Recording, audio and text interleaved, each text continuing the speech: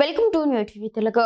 మాజీ ముఖ్యమంత్రి వైసీపీ అధినేత జగన్ కూటమి ప్రభుత్వంపై తీవ్ర విమర్శలు చేశారు. తమ 5 ఏళ్ల పాలనలో పారిశ్రామిక రంగంలో రాష్ట్ర పనితీరుపై రిజర్వ్ బ్యాంక్ ఆఫ్ ఇండియా విడుదల చేసిన గణాంకాలతో కూటమి నేతల అబద్ధాలు బట్టబయలయ్యాయని తెలిపారు.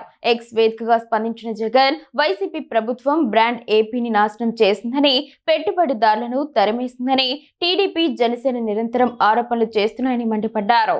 ఈ ఆరోపణలో కొంచెమైనా నిజం ఉండి ఉంటే పారిశ్రామిక రంగంలో ఏపీ పనితీరు దారుణంగా ఉండదని, కానీ వాస్తవాలు భిన్నంగా ఉన్నాయని తెలిపారు. ఆర్బీఐ లెక్కల ప్రకారం 2019-24 మధ్య తయారీ రంగంలో స్థూల విలువ జోడింపులో ఆంధ్రప్రదేశ్ దక్షిణ భారతదేశంలో ప్రథమ స్థానంలో, దేశంలో 5వ స్థానంలో నిలిచిందని గుర్తు చేశారు. అలాగే పారిశ్రామిక వృద్ధిలో కూడా దక్షిణాన మొదటి స్థానంలో, దేశవ్యాప్తంగా 8వ స్థానంలో ఉందని పేర్కొన్నారు. ఇది బ్రాండ్ ఏపీని నాశనం చేయటమా లేక పరివర్తనాత్మక నాయకత్వంతో ఆర్థిక వ్యవస్థను బలోపేతం చేయడమా అని జగన్ ప్రశ్నించారు.